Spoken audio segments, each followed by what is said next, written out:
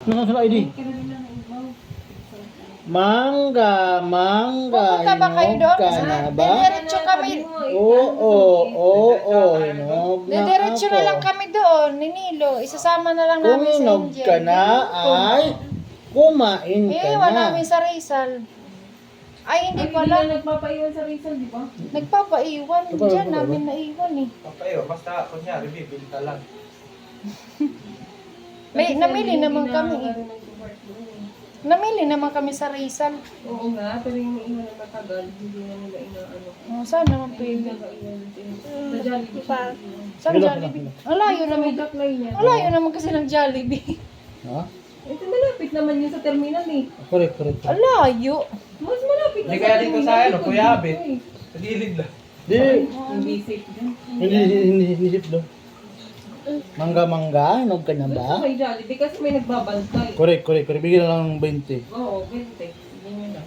Ang layo. Kahit maghapon doon. Mag-tricycle na lang tayo pabayan kasi kasama sa Angel, hindi magpapaiwan yun. Sige. Ano lang. National ID ba? Sila, di gusto ko Ano ba yung, ano na requirements sa National Picture ID? muna kami. Passport, di ba?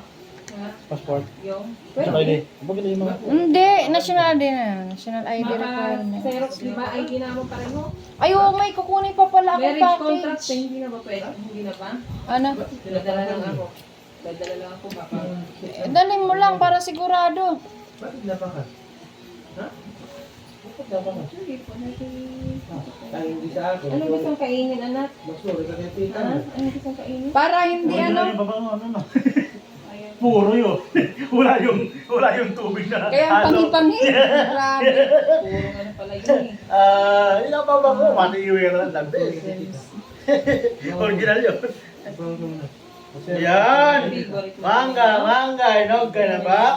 Oo, hinog na ako. Kung hinog ka na, ay kumain ka na ng mangga. Kumain ko nga ng salad din kagabi. Oh, mga 3 years after, lalaki ba to? Pa, kung anong pirma mo. Lagi bigat na. Sa'yo, Pogi. Ito, Pogi na, malakas pa. Huwag kang magpatalo, mapanganay ka. Sabi Ay, niya, kailangan pala ng ano. tita, sasabihin niya, mapunta naman sa kanya. Married ka pala dapat. Ah. PSA issued certificate of live birth. Puro pala yung buboy. Galing. Oh, talaga naman. Ang galing. Galing. The following information